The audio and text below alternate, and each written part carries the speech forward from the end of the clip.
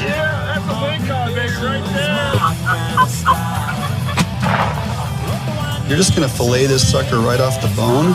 Hey, good evening, everybody. Welcome to Fish Out Northwest, waiting on Tommy Donlin. This is what you call a bait stop.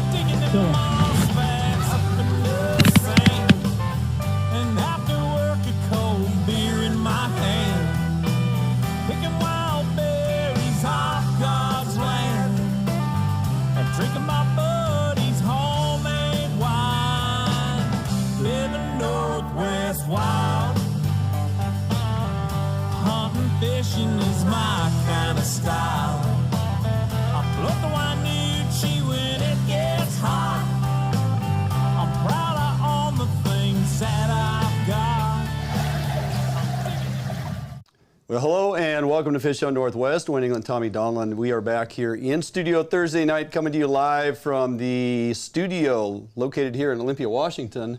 Welcome back to the studio, buddy. Hey, man, it's good to see you. It's been a while. Gosh darn it, we just are like hit and miss, cycling through, you know, just no fault to our own. No, just been busy. And, really. Well, shows. And a little bit of weather, a little bit of sickness. But we'll get into all that. Yeah. So before we get too far along, hey, I want to welcome everybody to the show. If you are jumping on here this evening, go ahead and get on our text here. Hit us up with questions, comments, concerns, what have you. Let us know what you think. I want to welcome everybody here on Root Sports. If it's your first time, I'd like to remind you all to, hey, don't delay. Jump on over to our webpage, www.fishhuntnw.com. There you're going to find the FHN20 coupon, which is good for 20% off all edge rods all the time through FHN and FHN20 edge rods. If they're not already assigned to another reduced pricing or coupon special, you're going to save 20% on all fishing rods through our website, direct linked to edge rods. So with that, Tommy, it has been busy, man. We got through the boat show. Yeah. Got through the sportsman shows. Got through the sportsman shows, finally got hit with that sickness that a lot of people did. I talked to a lot of buddies and stuff down there, and it was on all different levels. Actually, some folks walked away from there with COVID. Others really? Oh, yeah. Not me. I ended up with the bronchial stuff, but it was pretty brutal. And then last week, we're all set to do a show that snow rolls in here. Yeah. We get a lot of snow here at Summit Lake. It's kind of crazy, You right? do. I noticed that. And we're only up a couple hundred feet, but it doesn't matter. It's like it hits here, the freezing weather hits, and lo and behold, 4 o'clock Thursday afternoon, we lost power. And I was kind of getting sick anyway. Had the forethought to, you know, preload that great outing we had with Mike Z out there on the coast. Right. And a lot of people have enjoyed that, man. It's been getting lots of following. So I appreciate you guys tuning into that last week, even though it was a pre-record. But that was some great steelhead fishing in extremely cold conditions, albeit sunny. Gin clear water, but you know, Matt did a great job, man. We got some great underwater footage. Yeah, it was phenomenal. Got some whitewater footage. You know, you don't typically think whitewater footage and steelhead fishing. Right. But we were able to capture it all. And so the big man anchor in the back. Yeah, big man anchor in the back. Yeah, going down. Okay, let's go ahead and do this. Let's run down the show. We got a big one lined up for tonight. Plenty busy, to say the least, Tommy. We come back from break. Nate Pamplin, Director of External Affairs with WDFW. Hey, not sure if you're aware, but we have a Pinniped Predation Issue in Puget Sound. And Nate is here to shed a little light on it and what is going on as we move forward. Tommy, you were back in the bait lab. Plugs for Blackmouth. I like to look at this as bigger presentation, bigger fish is our option here. Then we're going to update you on some information about Blackmouth, Puget Sound, CQ. Where can we fish, Tommy? Where can we actually go chase Blackmouth, right? Hey, we're going to introduce everybody this evening to a young man by the name of Gavin Briggs. If you're not familiar with him, you will be. There's a new state lake record whitefish, Tommy. We'll talk to the man who set the new record. It's a great story. Young guy over there from the east side, and can't wait to talk to him. And then also, and so it begins, Salmon By The Numbers, NOF Grays Harbor. How does it look? Well, I sat in on the meeting last night, and I got the prelim, got some numbers, and you know, we were pretty excited about coho fishing last year. It's going to be another good one. We can't wait to tear into those numbers. And as we close out the show and wind this down, we got some bottom fishing discussion to have. We got some regulation changes that people need to be aware of. We have some clam dig dates that have been announced that we're pretty excited about through this weekend. Lots going on, lots to get out and do, and we're going to get through this show. So we got a lot of you guys signing on here tonight. Love to see this. Where are the edge rods made? They're made right down there in Woodland, Washington. 100% manufactured North Fork Composites and assembly there. North Fork Composites build and manufacture all edge rods, and 100% U.S. made. So check out their website. That's a great question, Brian, and people do often ask, are they really 100% U.S. made? They are, and in fact, what's odd is, the majority, I would say, of the rod manufacturers have a factory build their blanks, and then they ship them out and they finish the completed rod somewhere else. Yeah. Edge does the whole start thing, to finish. Yep. The design, yes. the build, the fabrication of the blank, the whole thing, and then the finishing of the rod. Yep. They even build a lot of the components, a lot of the grips they build too. And so it's really a comprehensive production system they have going on down there. 100%. And if you are so inclined, you can take a tour down there. Also stop by the pro shop and check out. Put your hands on the fishing rods. They got a ton of them in there on display and for purchase. And they got the pro shop there with tons of gear. So, all right, great question and lots of good discussion coming up this evening. Don't go anywhere. Gonna jump out for a quick break. We come back. Nate Pamplin, Director of External Affairs, WDFW and Pinnipeds, right here at Fish on Northwest. Defiance Marine is the one-stop shop for the Pacific Northwest angler. Defiance Marine guarantees the best price on a new and best service on a repower for your current boat. Defiance Marine is a Honda Premier dealership and one of the largest on the West Coast. Defiance Marine is a boat dealer who proudly sells Defiance, Allied, and Arima boats. All boats are built by West Coast fishermen for West Coast fishermen. Defiance Marine has all your boating needs to help you get out on the water. If you're looking for the best fishing rods in the world, you really do need to take a look at the edge rods. I designed and built new machinery, and I think this new machinery has enabled us to build blanks like no other company can build without this equipment. There is no other rods in the world that are as good as these rods. You owe it to yourself to take a good look at them.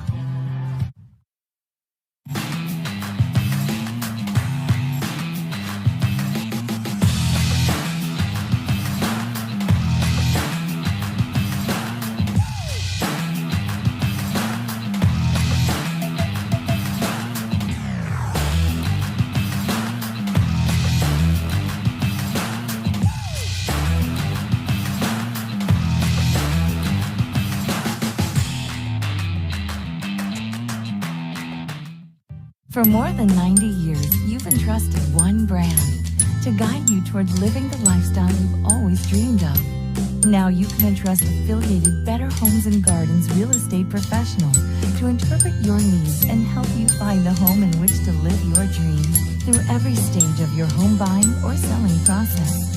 And through every stage of your life, there's Better Homes and Gardens real estate. Expect better. All right, welcome back here to the show. Dwayne England, Tommy Donlin here in studio Fish on Northwest, and thanks for joining us. Take a minute, go ahead and share out our content, invite your friends. We got a lot of great discussion and topics to cover tonight, Tommy, and folks need to hear this information. Our first guest up this evening has been on the show previously. I want to welcome him back. Nate Pamplin, Director of External Affairs, WDFW. Thanks for jumping back on the show with us tonight, Nate. How you doing? Doing really well. Hey, thanks so much for inviting me to be on the program. Absolutely. So, hey, previously, and actually the last time you were here on the show, you were actually the policy director with WDFW. Now you've taken a little change in career path here. Kind of quickly describe your current role now with WDFW.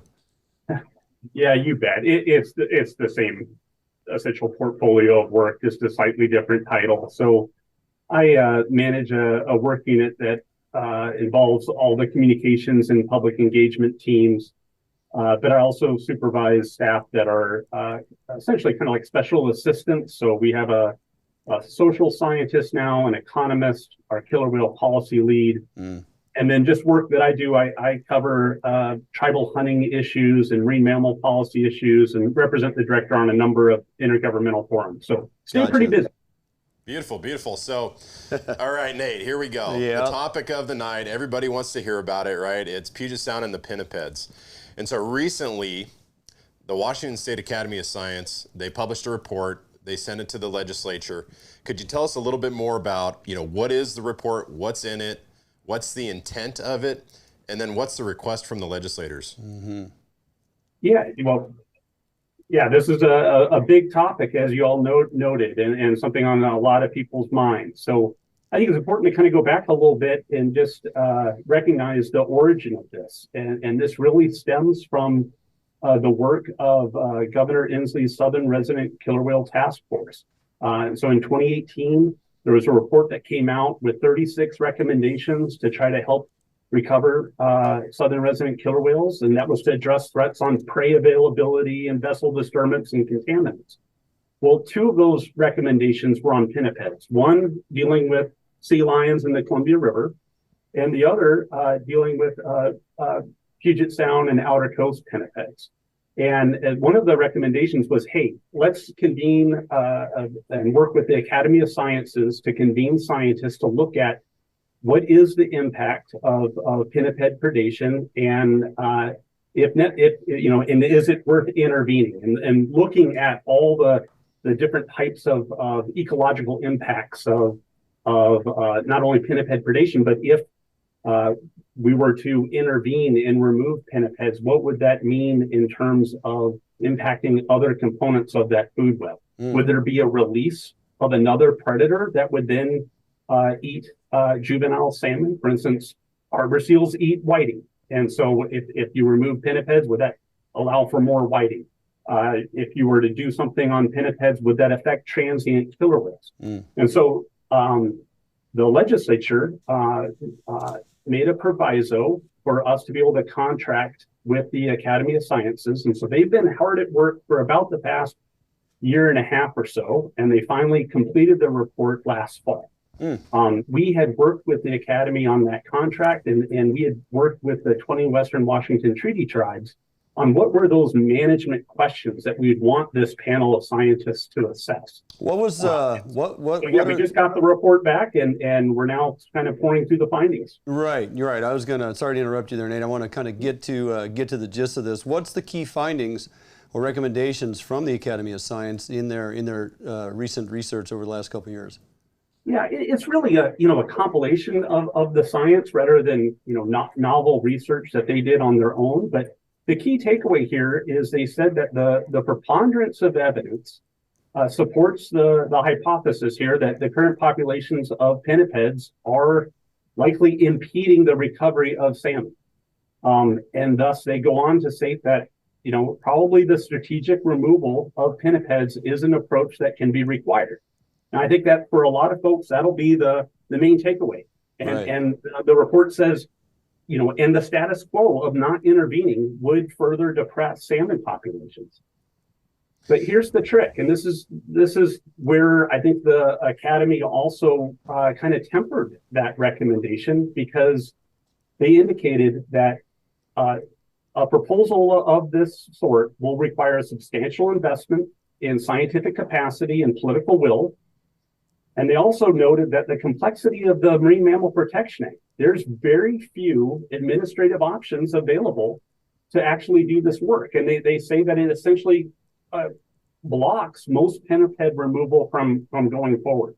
And so that's the challenge. And that's something you've heard me say. I've presented this at a variety of different forums over the years. It's nice to have an independent science panel come to that same conclusion. Sure. Yeah, so you brought up a really good point, right? Because that's where my mind immediately went, was the Marine Mammal Protection Act, right? Right, which is a federal act, and so that has me wondering. You got the Washington State Academy of Science, and they're publishing this data, right? They're doing this report that effectively says we've got an overpopulation of pinnipeds and we need to do something about it.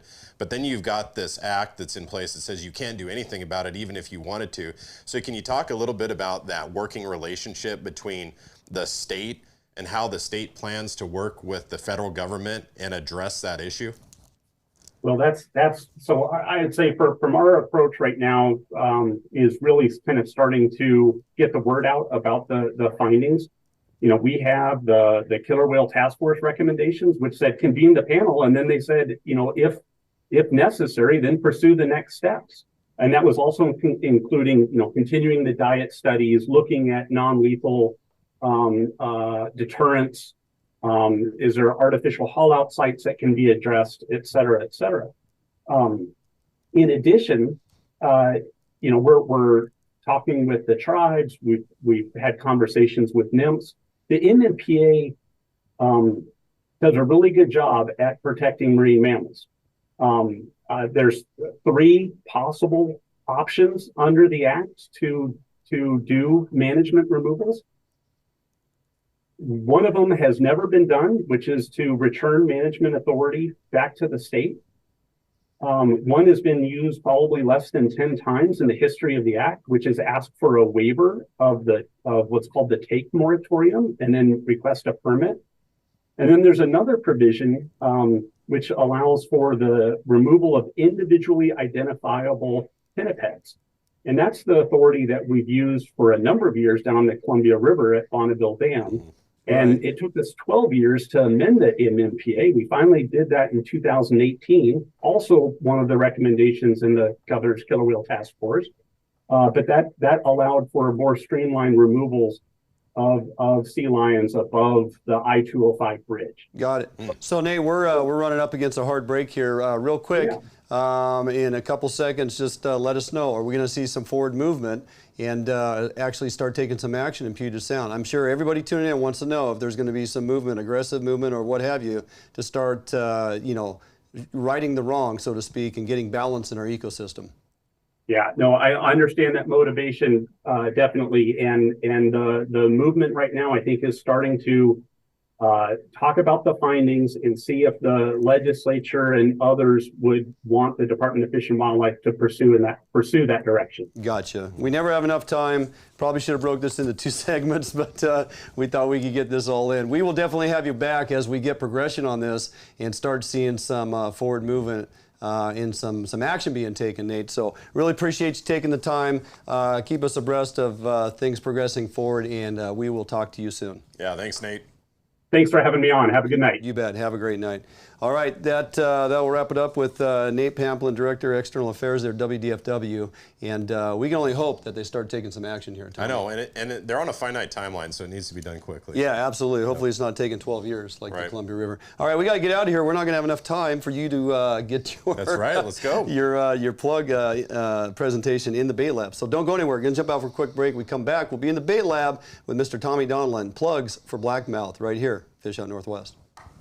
Allied, the new leader in heavy gauge aluminum boats. Allied boats have standard reverse chine and lifting rakes to help you plane faster and run at lower RPMs. Allied boats have several models to choose from, ranging from a 19-foot Mustang all the way up to a 32-foot Liberator.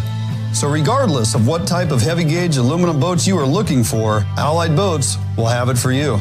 Contact Allied Boats today to learn more about these incredible fishing machines.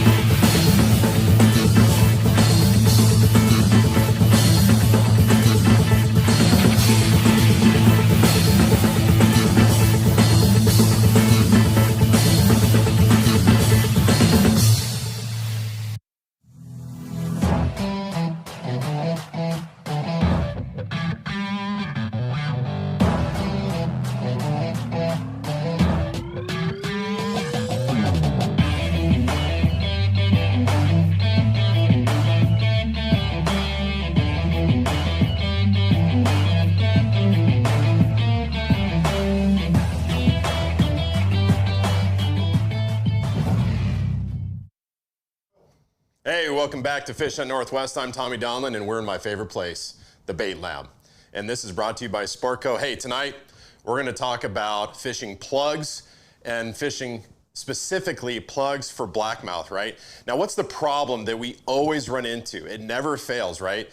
We have this January, February blackmouth season that opens up in the Central Sound, and then you fish it for 7 days, and before you know it, they shut it down because we have too many sublegal encounters, right?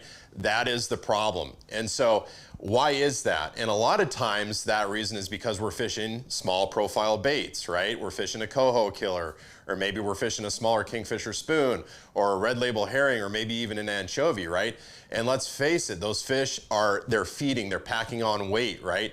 And they're gonna smash it, right? So you really have to make your profile a lot bigger. So let's look at the table here really quick. I want to introduce you to a couple products that you've probably seen before, but maybe you don't think of them in terms of your winter blackmouth fishery. Okay, so you are looking at right here the Silver Horde Ace High 5, right? This is a 5-inch plug. You're going to notice that in this plug design, and I'm holding the tried and true herring aid, right? Absolutely love this color. And basically, you know, this has also got a glow finish on the belly, shows up really well. Again, this is a 5-inch plug. You're gonna notice the lip on this plug, right? You've got kind of two styles. You've got the traditional plug here, which doesn't have any lip towards the top, kind of defining that feature there. And this is a wider plug. When you look at how wide the diameter is, this one is a lot wider than this one. So you're gonna use this one for, you know, if you're slow trolling, you really wanna get your speed down and still have that action, okay? Now my favorite, because I do like to troll plugs fairly fast, even for winter blackmouth, I'm gonna go with this one. It's got a little slimmer profile as well. So even for summer kings, you can troll up to 3.5, 4 knots with this.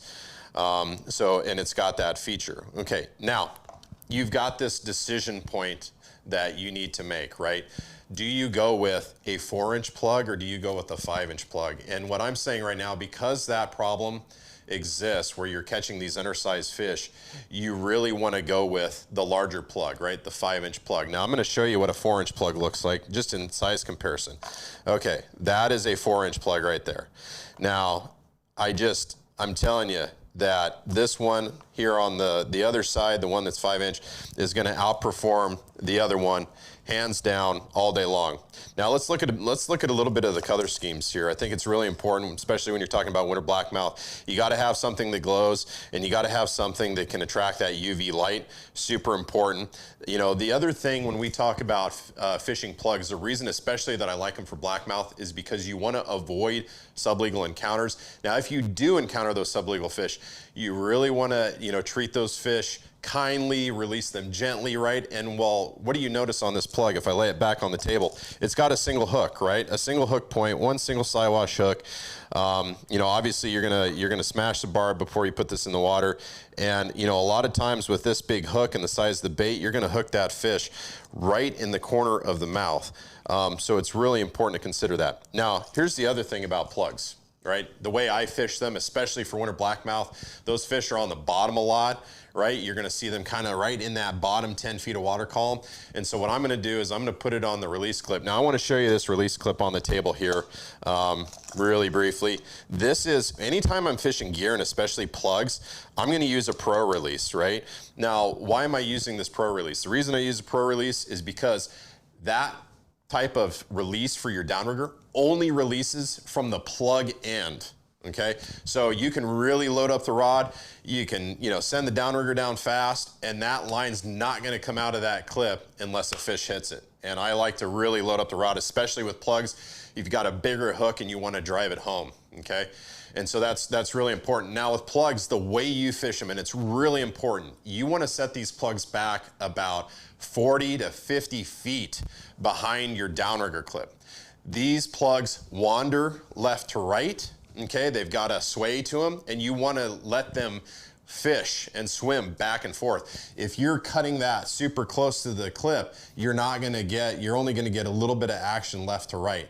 So basically, especially fishing for blackmouth, I'm gonna put the balls all the way down to the bottom. I'm gonna bump the bottom with the downrigger ball, and then I'm gonna bring it up 5 feet and wait, okay? Monitoring my depth, wait a couple minutes, put it back down, bump the bottom, and then bring it back up just a couple feet, right? I'm gonna have that plug right in the zone. Here's one more last beautiful fact about fishing these plugs.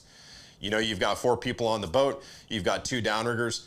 These plugs stack with 0 issues. They do not tangle. There's no flasher involved, there's very little drag, and they just don't tangle. So you can effectively fish 4 plugs, which I really don't like to do with flashers because I do believe that that upper rig that's stacked above the lower one can also prevent that salmon from coming in and hitting that lower rig. So another reason I don't like to stack, but for plugs, do it all day long. All right, that's gonna do it for us in the bait lab. Don't go anywhere, we're gonna be right back. Fish on Northwest.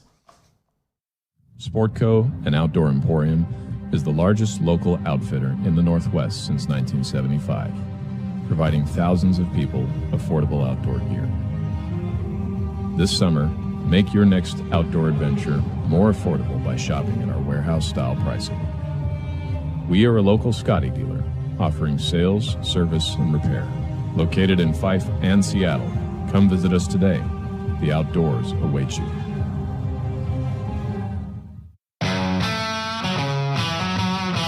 Hey guys, I'm Big Mike. Come on down to the Edge Pro Shop and see me. We've got all the best brands under one roof.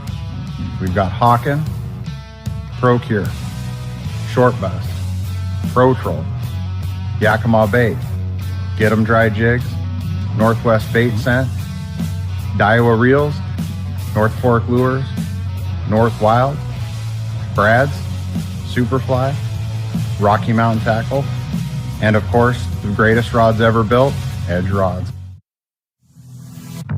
Yep, for sure. Oh yeah, big fish. Yeah, buddy. Nice fish. Oh, beauty. Gorgeous fish. Bobby's on the board. We got a good one.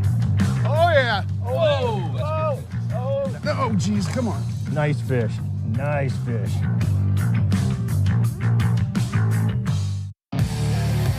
We're going to show you how to make fishing reels.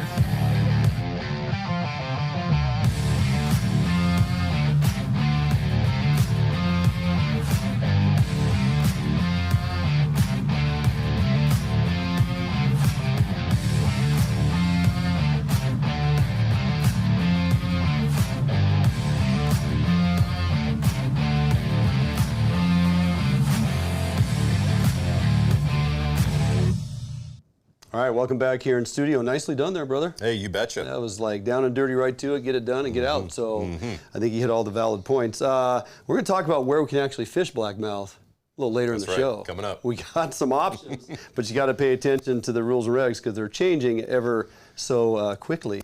Other than that, yeah, lots of people signing on here tonight, Tommy. Lots of good questions. We'll try to answer as many of those as we can as we get on through the show here. Want to welcome everybody to the show that's just signing on. It's okay that you're late, Ron. No worries there. That is going to do it, however, for the first half of the show. If you're joining us here on Root Sports, we appreciate that.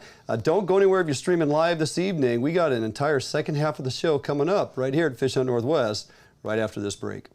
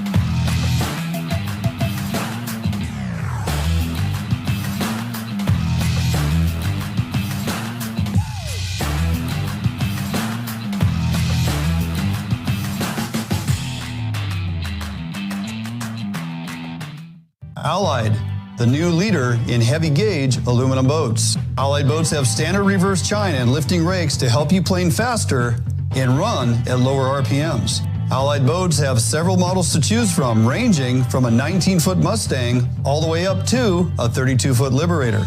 So regardless of what type of heavy gauge aluminum boats you are looking for, Allied Boats will have it for you. Contact Allied Boats today to learn more about these incredible fishing machines. All right, welcome back here in studio for the second half of the show as we kick things underway. Tommy, have you ever caught a whitefish?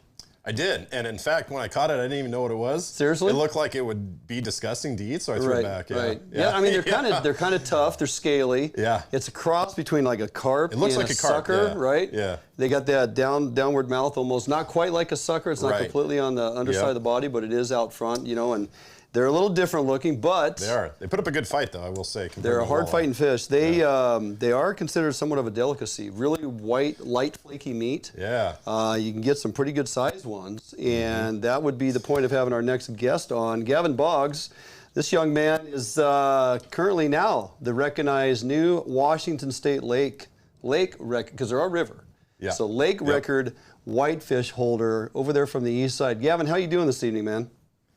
Doing great. How are you guys? Hey, we're great. Excellent. Thanks for joining us on the show. So a little history for folks tuning in to check out what this is all about. 20 years old, if I remember right. You are currently attending Gonzaga. And Yes, sir. Yep, you were out on Roosevelt for a day of walleye fishing. And you've kind of been fishing the east side or grew up on that east side fishing most of your life, haven't you? Yeah, I've lived in Davenport my whole life, Okay. and for pretty much as long as I can remember, we've been fishing the Rufus Woods, Lake Roosevelt area, and yeah, grew up with a fishing pole in my hand, and I explore quite a bit of lakes and rivers across the eastern Washington area. I really don't expand outside of that, but Sure. No, yeah. that's great. So it sounds like, so this day that you caught this record fish, you were walleye fishing. It sounded like maybe it was a little slow. Tell us a little bit about the day. Like, how did the day start? How did it unfold? What kind of techniques or presentations were you using? Yeah, so it ended up just being me, my dad, and my college roommate. We were super pumped to go out and start some walleye fishing. We hadn't been walleye fishing this winter yet. So we just started off the day, got out there pretty early in the morning and started doing some jigging. It's pretty tough luck in the morning to start off with. We were only able to land one fish. And so we moved all up and down the lake and tried to get on them. Couldn't get on any, so we ended up going back and only having one fish in the live well. So we went back and got some lunch. And then later that afternoon, me and my roommate went back out, went downriver a little bit farther than what we were fishing earlier that morning. And yeah, threw on a swim bait. I was fishing a 4-inch Kitech swim bait and, just going for walleye because the previous weekend we were fishing some net pens and I ended up hooking into a decent walleye and losing it at the boat on that same swim bait. So throughout that same presentation, and we were getting some marks on our electronics thinking that there were walleye down there. And, little did I know that there's a whole school of whitefish underneath of us. That's awesome. And Yep. it's a odd presentation for a whitefish to eat, but he wanted the whole thing. He had it down his throat. Holy he cow. wanted it. So Yeah. it's kind of weird to see all these people fishing the smaller tungsten jigs, tip of shrimp and all the smaller presentations people love, but it goes to show that bigger fish might want bigger presentations. Yes. Yeah. I was fishing pretty deep down in there, down the water, about 75 feet. And, he pulled pretty hard. I thought it was a pretty big walleye when I first hooked into him. Oh, I'm sure.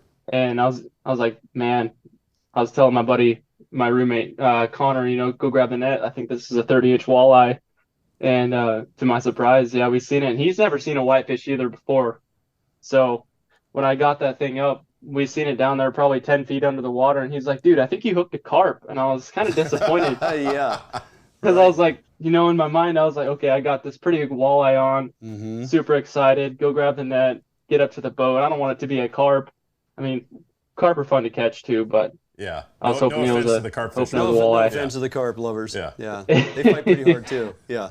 Yeah, I love catching those guys in the spring, but Well, I tell yeah, you I got it up that, to the that boat. And whitefish has got to be, as you said, is pulling pretty good. So you have to think you got a good sized walleye on, because if you're walleye fishing, anything's pulling good, and you're thinking you're hooking walleye, it's got to be a good sized one if it's actually, putting up a fight. So I can see why you're pretty excited, thinking it's going to be. So tail of the scale, Gavin, the old record, the old Washington State Lake whitefish record was what? 7.5. And your fish weighed in at 7.86. 7.86.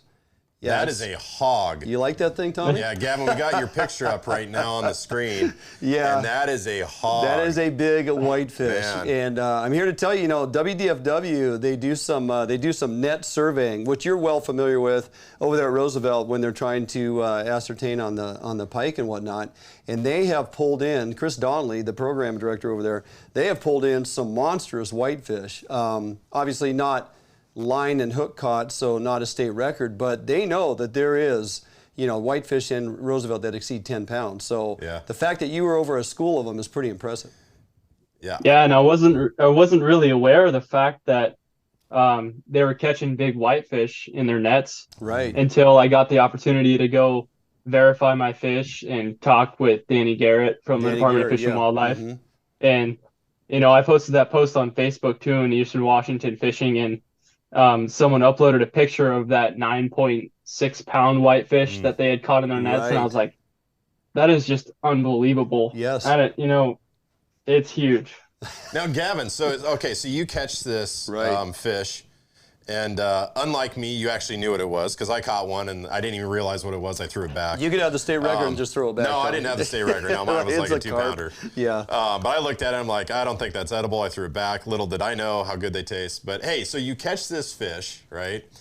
And you must have known that the state record was somewhere in that range. Like, what did you do? What was going through your head? You land the fish, and then what's your next thought? When did you actually weigh this thing in for the state record? So yeah, immediately when I got it in the net and got it in the boat and was holding it in my hands, I was like, dude, I've never seen a whitefish this big in my life. No kidding. So I ended up having my buddy take a couple pictures, which is what you guys seen there. Right. That was probably 30 seconds after the catch. And I texted a couple pictures. Actually, I called my dad. Shout out to my dad. I called him and I was like, I just caught a big whitefish. I'm going to send you some pictures. I think it could potentially be a state record. I don't know what the weight is. So at the time when I caught that fish, I didn't actually know what the state record was previously. I ended up calling my dad, and he needed a little bit of research and found out that, this could be a potential state record. So I ended up putting it on the scale. I had 2 scales with me. I had a newer Rapala digital scale, so I put it on there, and then I had an older scale, and my newer scale said 7.6 and my older scale said 712. So in my mind I was like, it's probably safe to say it might be somewhere in between. So we ended up putting it in the live well and getting back to 7 days and putting it in a cooler, getting it up the hill, and started our way down up to Davenport. Get there and get it weighed. So that's right. What's next in the progression? You officially have it weighed and registered. The state recognized it as a state record. So you are now the current, recognized Washington State Lake whitefish record holder. Congratulations. Is it in the freezer? Full, in its natural existence. And are you planning to get it mounted? What are you doing with that thing? Yeah. So we ended up trying to contact a couple of taxidermist shops in Spokane, having a little bit of issues, getting someone who has done whitefish before or will do whitefish for us, just because it's such an uncommon fish for people to mount. Yeah. It's just a game fish. It's just something people put in their freezers and forget about. So, when a taxidermist sees someone wanting to mount it, they're like, we've never really done that before. Don't have the molds for it. So go figure. Yeah, we've got it in the fridge, and we're actively searching for anybody around the area, who will be willing to mount it for us. And I was hoping we got to help you get the word out there. There's got to be some taxidermy that would take pride in the fact that they're mounting the Washington state record whitefish and put their efforts to work and let their art be seen on your wall, and pictures and everything else that can get spread around social media and what else. But yeah, we'll get the word out there for you, Gavin. That thing needs to get mounted, and you need to actually have that obviously in your home or your dad's place there or whatever at 7 Bays, and show that to family and friends for the rest of your life. I just got one more question though, Gavin. So you mentioned something, and I know what I would do, so I'm curious what you would do. So you said your friend said that, oh, you've got a carp, right? He made that statement. You're fighting this fish, right? And you're thinking big walleye, right? Get the net, and he says you got a carp. What did you make him do? Did you make him walk the plank, swim to shore, jump in the water? I know the water's probably Pace like and 40 penance degrees. of some sort, yeah. Yeah. What repercussion did he have to suffer? Well, honestly, there were no repercussions, but true Gonzaga man, gentlemen. True Gonzaga. It's an inside joke from now until forever. It was hilarious. Me and him both looked at each other in shock after it all happened. Like, we can't even believe this is happening right now. Mm-hmm. So right on. I don't know. It could have been worse. Oh, it's just a carp. I'm going to cut your line. It's going to break him off. Get rid of it. This thing stinks. You ain't that in the boat. They smell terrible. So, well, congratulations, Gavin. Appreciate you. Yeah, absolutely. Hats off to you, man, for recognizing what you had there and following through on it.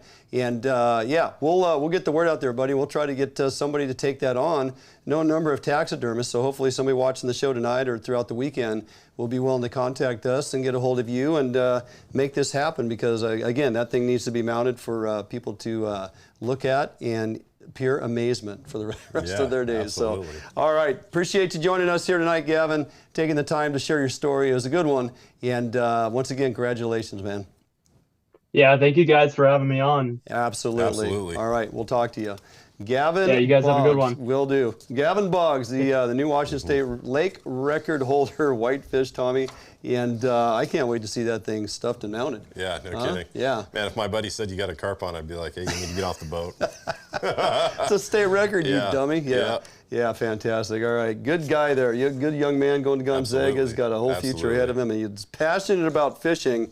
His whole family, they got a place over there at 7 Bays, and I talked to him on the phone previously a couple weeks ago, and he's like, yeah, man, I saw this story. Anna Wagamont over there at Northwest Sportsman's Magazine posted up the article. Okay. And I was down at the Portland Sportsman Show, and I was just kind of thumbing through stuff. I was like, holy cow, who's this kid that caught? I got to call this guy. Yeah. So I want to talk to him. This is kind of interesting. The other thing that's interesting is that fish ate a 4-inch swim bait. And if you've seen one of these fish, like their mouth, their profile, their anatomy, it's super small. So the one that Chris Donlin and staff member were holding that they had caught in the survey net, it kind of reminds me of the triploids. Little head, and just all of a sudden this big body just is attached to it, right? And so their mouth it's pretty good size. Like he had told me, it's surprising how big its mouth is, and you can understand why it was able to inhale that 4-inch bait. But typically when you get a whitefish, 12, 14-inch whitefish, their mouths are... Yeah, maybe it's just because I caught a small one. That could be it. The mouth was small. It just looks small in relation to the body.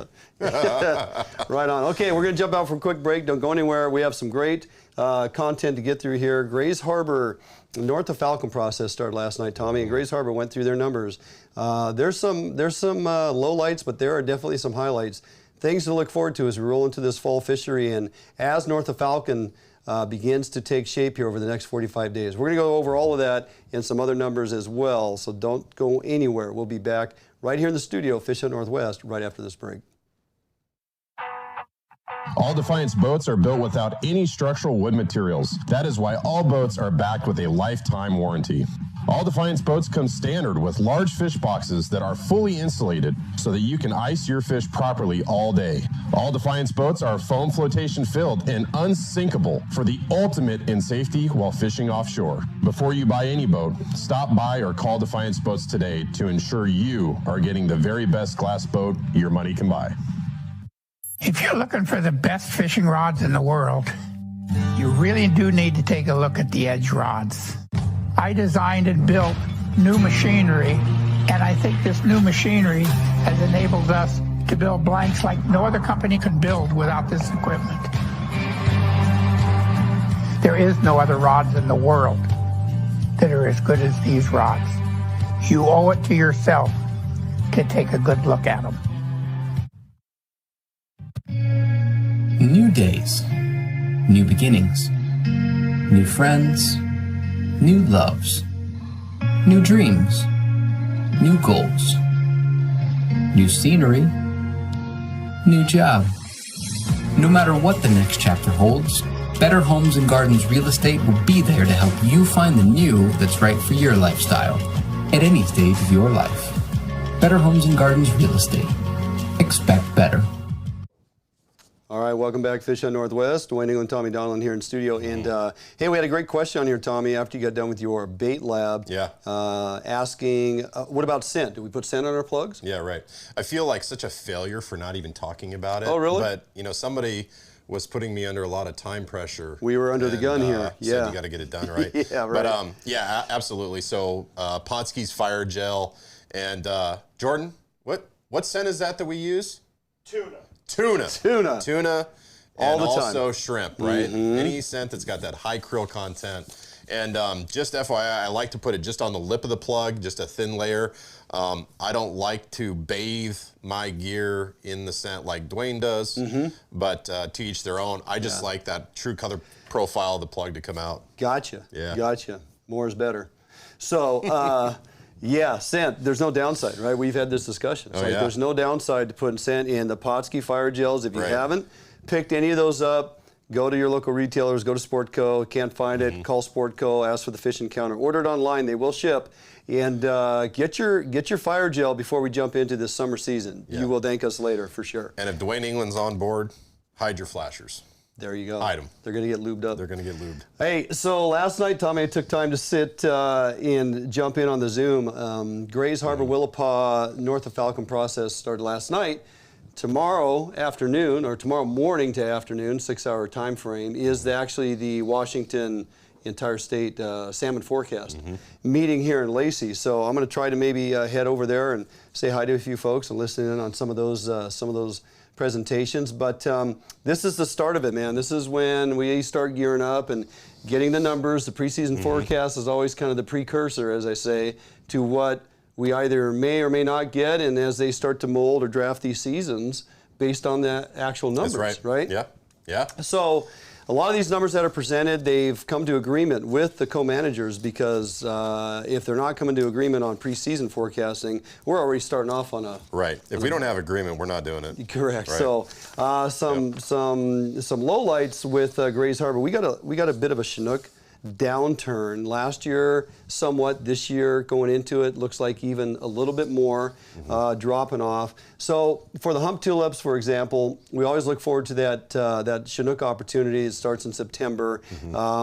Typically it's a mixture of wild and hatchery retention opportunities in some years. This is not going to be one of those years. Our natural return on the hump tulips is 4178. They need 35 plus some change to meet escapement. It really leaves 605 fish on the table. And you may say, well, why can't we go after those fish? When you divide that by 2, because anything that's on the table after recognized escapement needs or hatchery needs, we divide that with our co-managers, right? So we're getting 50% of that. So we're talking 302 fish. What are we going to do with those 302 fish? We're going to utilize them as we go after coho. Right. We're going to utilize those for impacts. in the model for impacts as we go after the hatchery fish, which the hatchery fish numbers, Tommy, don't look too bad. Yeah. Yeah, not bad. Yeah, we got 4357 total. Half that, 2178. So we're going to get 2178. It's going to be us a couple thousand fish. We're not looking at an opportunity of, say, whacking and stacking 2 Chinook out of the gate. Probably going to be 1. Probably going to be 1 fish. Hatchery retention only on your Chinook as part of your bag tag for the hump tulips. Okay. Let's look at the coho though. Coho numbers over there on the hump tulips don't look too bad. Natural is 6,200. Escapement though is 6,894. We're actually in the negative, 682 fish. The coho, the wild coho, the natural coho component there in the hump tulips of this fishery has been on the decline for a number of years. We have not kept a wild coho out there off of the hump for a very long time. So really now we're looking at going after hatchery Chinook, hatchery coho. Hatchery coho numbers don't look too bad. Yeah, yeah, we got to get them out of the system, right? That's the other thing. So the number that we can fish on ourselves is 12,836. That's our half. So that does give us a pretty ample opportunity on hatchery coho. I would project, in looking at historically how these seasons are modeled and options that they'll throw on the table that collective groups need to come to decision on, we're probably looking at a 2-fish limit through September and October. Probably October, you're going to see one of which one may be a hatchery Chinook. Two fish limit, 2 hatchery fish only release, all wild coho, all wild Chinook. Yep. Makes sense, right? Yep. We'll probably get in November. They may drop that to 1 fish depending on how much is left on the table. But we do have a decent coho opportunity out there. The numbers aren't like mind-blowing, but they are pretty decent to go after them. Right. That's a pretty good amount.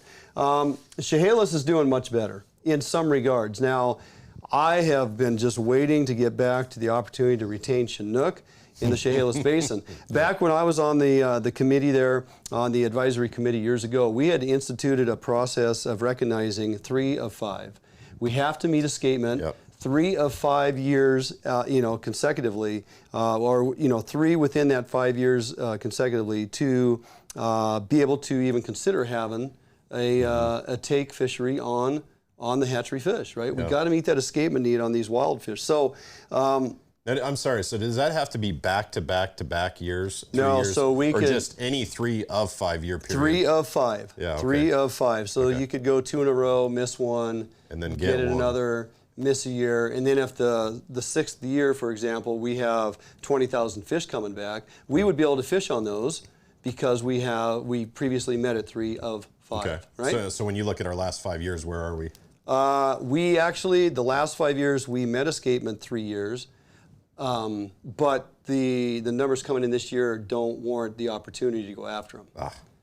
Okay, so Chehalis, we have natural return is 10,828. We need 9,753. So you go into that and go, well, we're above escapement. But when you divide the 1,075 fish by 2, it puts 535 fish on the table. And I can tell you from past practice, when we go after those hatchery fish out there in the bay along with our coho fishery, a pretty efficient recreational fleet can mop those 500 fish up in as little as 2 days. Okay. I mean, done deal. Yeah. Now we have nothing to wager against to go after our coho.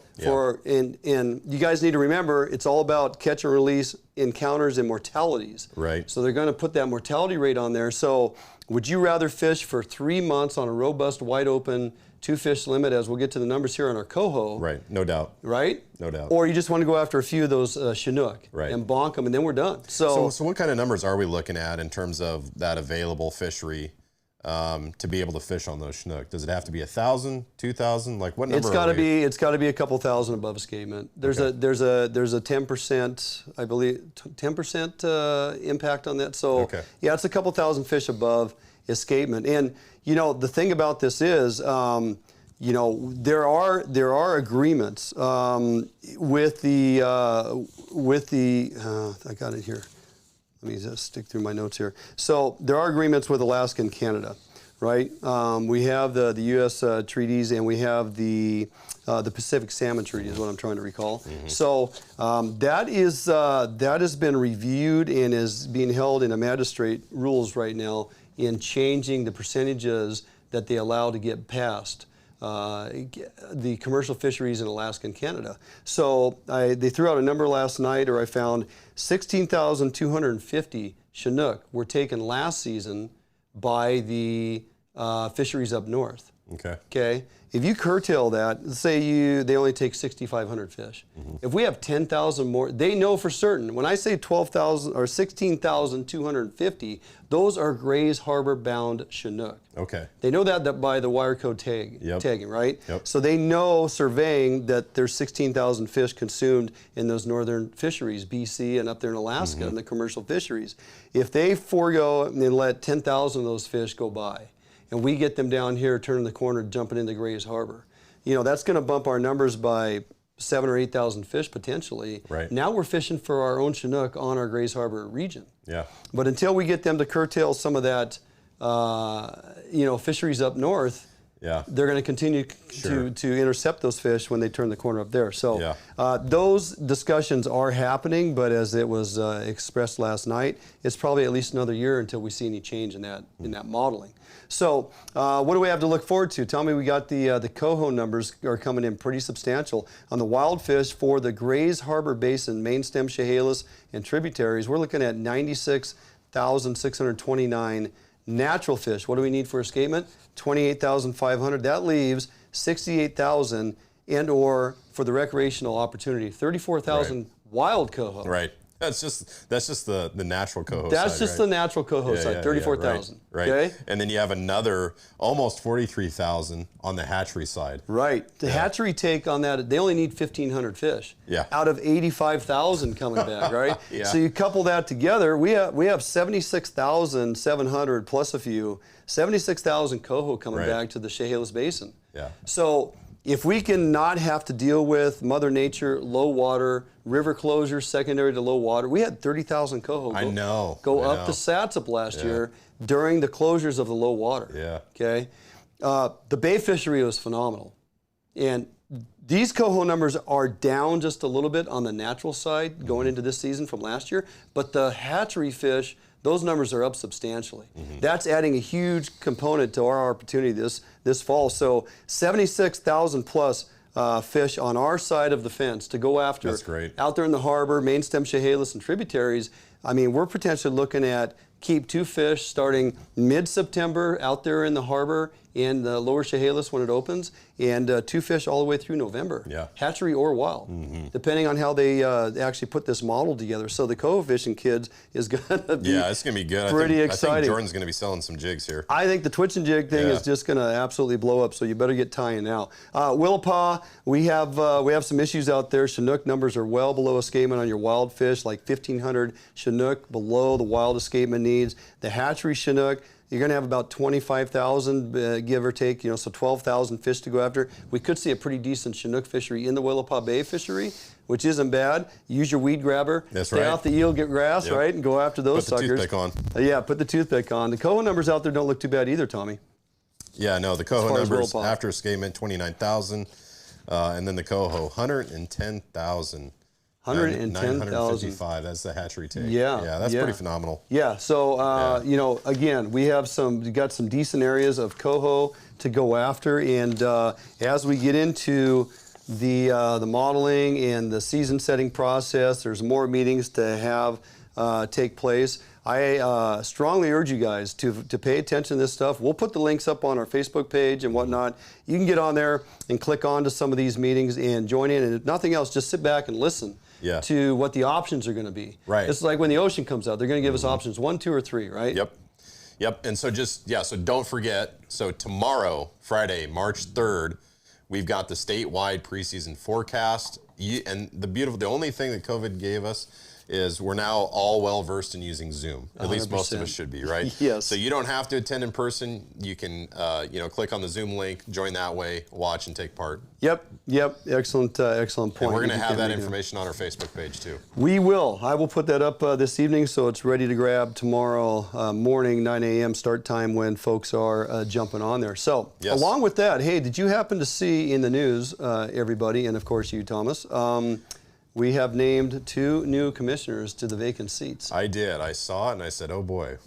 Oh boy. I said, oh boy. So right from the pages of the Northwest Sportsman magazine, because Andy Wagamont is always right on top of it, a pair of retired biologists, one a tribal fisher bio, and the other a former WDFW ungulate researcher, have been named to the Washington Fish and Wildlife Commission.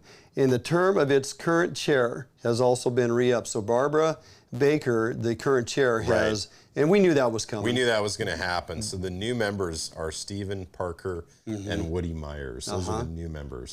Woodrow Woody Myers. What do we know about him?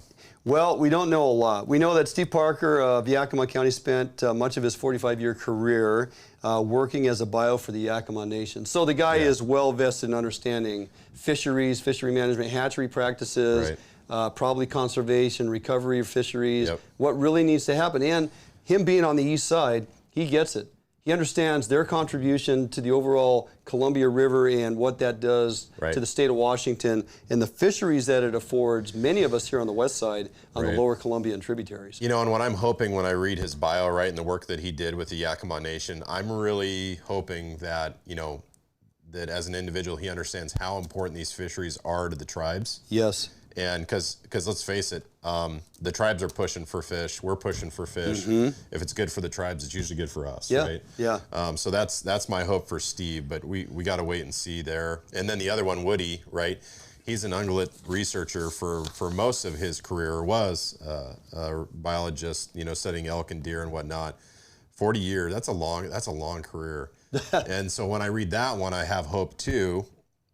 I'll call it hope because there's no really facts yet.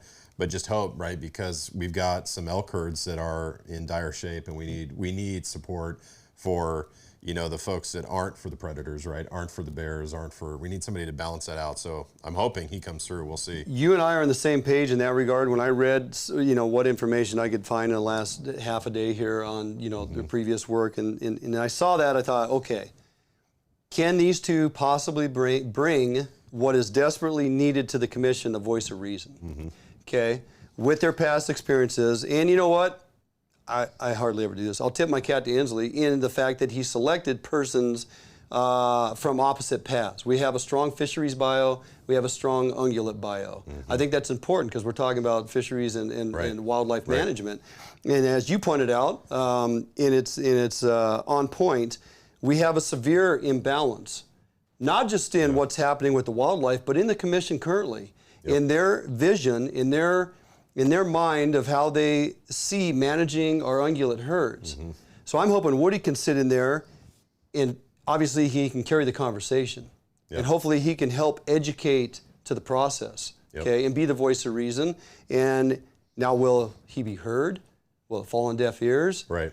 I get a little bit excited when I think about what those two can possibly bring to the table, and then I snap out of it and wake up from my pipe dream and realize we still have a 5-4. Right, we have a 5-4. The reality check here is we still have a 5-4 imbalance, right? So this could be a political move to say, hey, we're trying. We're being balanced, right? I get we it. get these two gentlemen, and you know, they're all for the animals and they're all for fishing and hunting opportunity. But no matter what, no matter how you slice it, you've got 5 out of the 9 that are against it. Right. Barbara leads that group, the 4 juniors. The other thing to take note of, I think back to a couple years ago when we were going through looking to elect a governor of the state of Washington, and persons actually were throwing rocks at us like, why are you guys wasting your time talking about this? What role does the governor play and have anything to do with fish and wildlife management? Right. Well, I can tell you to date, our current governor has appointed 7 of the 9 current members of our Fish and Wildlife Commission. Right. 7, Tommy. Yep.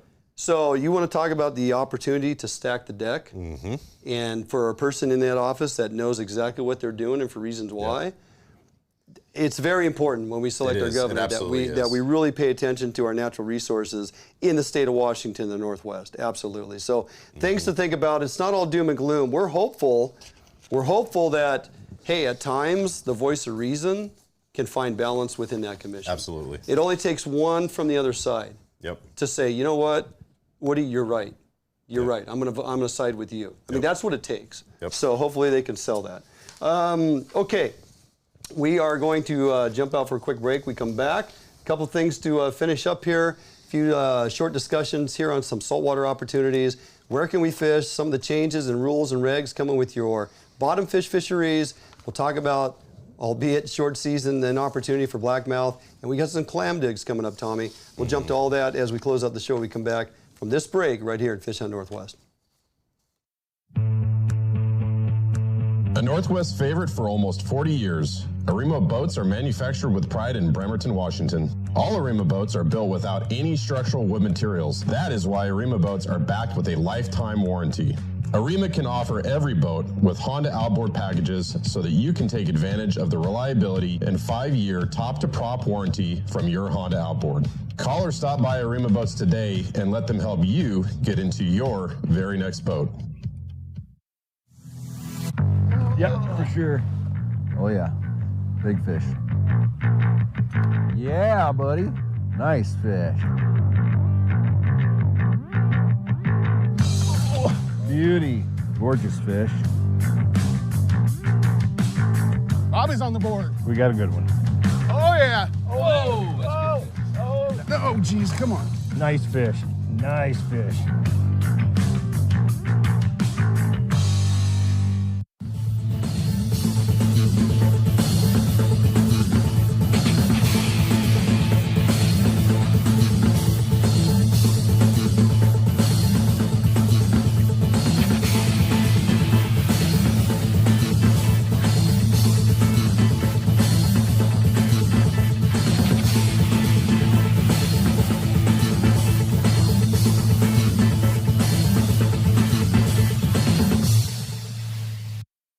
All right, welcome back here in studios. We finalized the show here. Lots of info to get through here, Tommy. We'll try to wrap it up here relatively quick. We do have some clam digs coming up starting this week, and actually tomorrow, March 3rd, the beaches are opening up. Copalis and Mock Rocks only, Mock Rocks. Make sure you check your regulations because it bounces back and forth, Tommy. It looks like alternating days on those beaches. But, you know, if you get in on here on Friday, tomorrow, and Saturday with a 4:30 and a 5 p.m. Low tide time. Yeah, you're going to have some daylight. You're going to have some daylight. Yeah, you get out there, awesome. get it done right before it gets dark. So the rest of the week, you'll start getting into that darkness. But you got a whole week here, the 3rd through the 8th. Get out there and get those clams. And we are back to a 15 per digger limit. Don't go for that 20 or you're going to be you're going to be hammered. You're going to be in trouble. And then the other thing, you know, that we've been fighting, right, is domoic acid levels, right? So just because they schedule clam digs doesn't mean that you can book on that in 2 weeks. You do have to check and make sure that you don't show up and you're the only one on the beach wondering what's going on.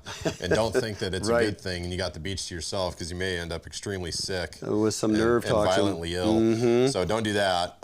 They also have some tentative digs scheduled, right? So you can make a tentative plan. But basically March 23rd through the 26th. And those look like pretty good times. That's a Thursday through a Sunday. Yeah. Those are all nice mid-morning digs starting at 8:29 a.m. and going to 10:44 a.m. on the Sunday. Who doesn't like those daylight digs? You get out there in the morning, and then if you're so inclined, man, take some of those clam necks and do some surf perch fishing. Yeah. Works pretty well. I had put that post up there, Tommy. Got a lot of response about the digs coming up, and are you team shovel, team gun? And everybody's jumping on here tonight even saying team gun. I agree with you guys. Team gun. The guns are fast and furious. The guns are winning it. You can get it done with a gun, absolutely. Yeah. So, hey, along with that, sticking with the saltwater, coastal recreational bottom fishing opens March 11th. That's right. We may have to jump in here next week and do a bottom fishing. Oh, dude, I would love to. I'm looking forward to it. I'm excited. Bait lab power. Let's do it. Lab, bottom fish. Yeah. Get you guys ready, and probably could be some scent involved. We'll see. March 11th with some new rockfish regulations that you got to pay attention to, or you're going to get yourself in trouble. Tommy, what's that all about? So check this out. You know, you got to keep this in mind. The rockfish regulations, they do change quite a bit, right? You remember for a few years there, we couldn't retain canary rockfish. Yep.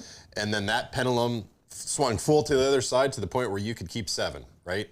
Yes. And so, you know, those canaries, they're doing well. They're plentiful. I found huge batches, huge schools offshore of those fish, and they're nice size, good eating. Now, here's the deal. We've got some other rockfish and to be honest with you, I do catch these species out of Nia Bay and La Push, but I don't catch a lot of them. And that's probably why they're saying, hey, no retention of, and that's copper rockfish, quillback, and vermilion.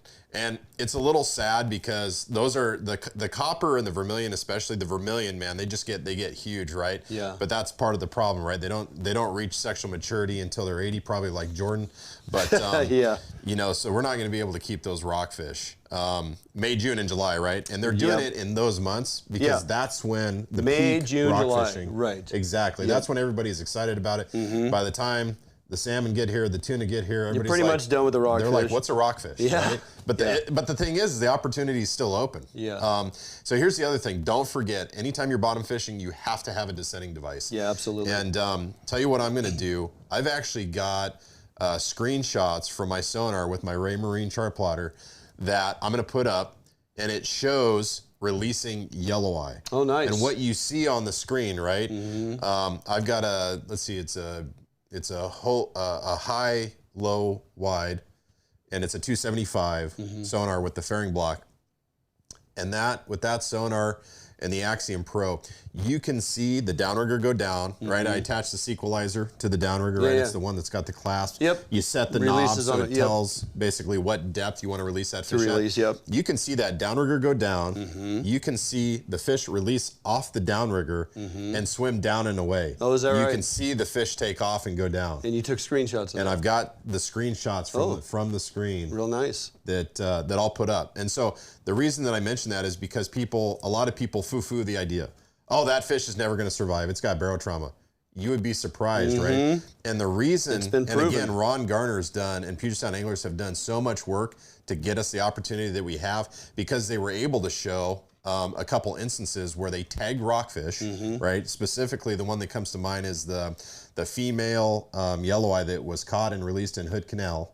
They released it, caught it a year later. It had spawned and survived that event coming up and then going all the way back down. So believe us when we tell you this, it works. So use a descending device, sequelizer and a downrigger, the best combo you'll ever have. It's the most efficient way to do it.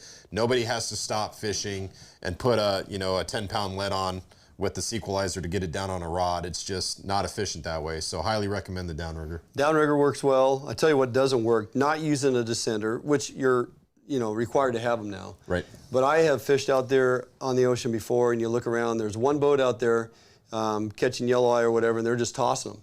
Pretty soon there's like 3 or 4 of them floating out there on the ocean. You're just going, seriously? Right. You want me to take a picture of your boat and say, hey, here's what's going on? That is not acceptable with technology today, and the fact we're trying to, be conservation mindful, release these fish appropriately and send them down. They have a very high success rate and survivability. Now, I will say, every year that goes by, I see less and less of that every year. So I do believe people are getting the message and they are descending them. Yeah, it takes time, but it's totally worth it, and that's what keeps our fishery open. Yep, I agree. So we got a number of dates and whatnot, with the openings coming up here, Tommy.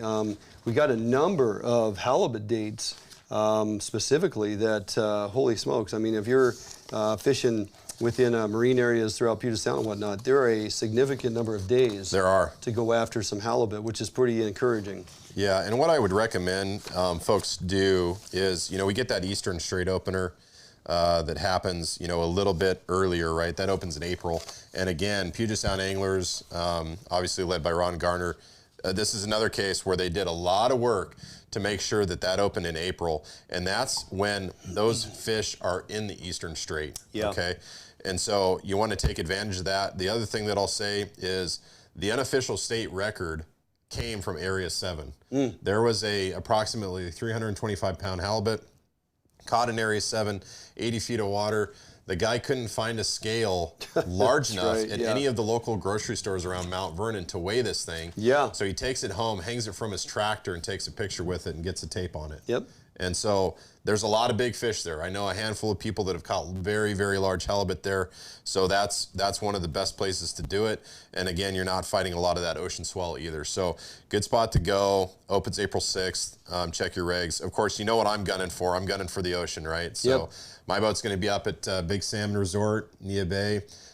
In April, middle of April, start on bottom fish, and then halibut's going to open in May, and then it's going to be wide open sleigh days as far as you can see in May, June, right, until it closes. So you and I are going to get on the water. Yes, we are. We're going to get some great content. I'm looking forward to getting back up there. This will be, didn't do Nia Bay last year, spent most of my time at Westport, and so I'm looking forward to getting back up there. It's been too long since I've been there. It's been a bit, and it should be good. And yeah, you're right. I can't wait to get up there. We're going to get some, not just some good time on the water, but some great content. We're going to break it down for you guys. We're actually going to get a lot of how-to information right there on the boat, and we'll go over electronics and how to read and what you're seeing and how to find fish and just get on top of them. And we're going to make it happen. So we're looking forward to not just the opportunity to get back out there and fish, but to bring folks that content as well, because it's going to be good. So, all right, moving on through this. Cover the clam digs, bottom fishing and regs, best thing to do. And anymore, the WDFW website, when you go to regulations, is so easy to navigate. Those drop downs and it's gotten a lot better over the years. The marine areas and stuff, it's all right there in your face. You can't hardly screw it up. If you don't know, make sure you check your regs before you go. You can screw it up if you're reading the bottom fishing regulations and you're trying to figure out, you know, does a sable fish count against my aggregate limit of bottom fish? Can I keep flounders for bait to use for link cod? Right. You still need to have a little bit of a law degree, okay, to decipher. But send us your questions. I've read the book multiple times. I can help you answer those. And you don't have a law degree, but you act like you do on TV. Well, that's because I have 2 engineering degrees, and that's better than a law degree. See? Doubling down. So before we get out of here, man, we got some great opportunities coming up. Heading back to the Grand Ronde. Yeah, that's awesome, man. Next week or so. That was a beautiful place. Yeah. Yeah, it's going to be even nicer now. Weather's going to be nicer. It's not going to be so very cold. The river conditions should be better. That's why we're going back to actually fish river conditions that exceed foot to 18 inches of visibility. And Ainsworth is traveling the world as he does. So I don't think he works very much. No, he travels the world. He's world travel. Herzog is joining me. Yes. Herzog is joining me, and Matt's coming along to film. It's going to be a great time. That'll be good. Teaming up again with the young kid over there. There you go. Lewis. And we're going to have a lot of fun. So looking forward to that. Also heading back over to Rufus and Roosevelt for a weekend there with Richie Harrod and the Max Boys. Looking forward to fishing that, getting the planer boards out on Roosevelt and just doing that whole thing. Excited to bring those fisheries to you. Been waiting to get over there. Been waiting to get through this weather to get over there. I had to miss out on the doggone Kokanee Derby because, well, the boat was completely snowed in and, of course, I was sick. Yeah. So there's all that. 2 valid reasons. 2 valid reasons. And then, gosh, you know, right towards the end of the month here when I can finally fit it in, that last week of March and then the first week of April, man, it's full on Springer time. I want to get there mid-March. If I can, grab a day here and there, and I hope a lot of you guys are getting ready for Springer fishing. We are going to start talking Springers in the next couple weeks here. Definitely going to have some how-to stuff coming out of the bait lab, getting you ready for Springers, talking about bait preparation, all those things that go into be successful on getting after these Springers on the Columbia River. So yes, we will delve into that information coming up in the very near future over the next couple weeks to help you guys get ready as we are. So lots going on, lots of opportunity, lots of content coming. It's we're on the cusp of spring here. It's going to get busy. March 20th, first day of spring. Let's hope weather cooperates and we can look forward to getting out there and enjoying all these fisheries and again bringing all this fantastic opportunity and content back here in studio each and every week. So any final words? No, I mean, while you're hitting all these cold weather places, I'm planning trips to Hawaii, Cabo, and the Bahamas. So yes, you are. It's a rough life, but somebody's got to do it. I may be solo here a couple weeks. Is that what you're telling me? Potentially. Potentially. Actually, most likely, yes. Yeah, it's a high probability. All right, that's going to do it for us this week. Thanks for sticking through with us to the end. We had a lot of content to get through, but we wanted to make sure we brought it to you. And we will, as far as we know, we will. Are you here next week? Yeah, I'm here next week. Are you? And then check I'm gone. the calendar. Okay. Yeah, as far as we know, we are here next week. Tune in live, 6 p.m. Thursday night. Fish on Northwest will be coming to you from this very studio next Thursday. Get through the weekend, get out there and dig some clams, go have a great time. The Westport Crab Feed Festival is Saturday. Oh, baby. That is going on from noon till 6. So something else to think about. Yeah. And don't forget, CQ Blackmouth, it's open. It is open. We didn't even touch on that. CQ Blackmouth is open.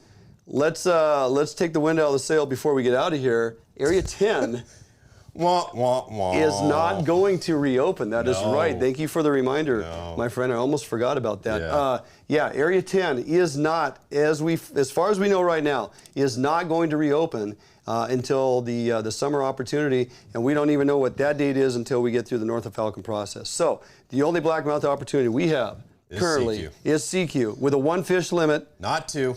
Not 2 this year. Thank you, Jordan. We have. Remember, they shut us down early last year, so they're trying to get ahead of the curve there and say, hey, 1 fish for you, no more.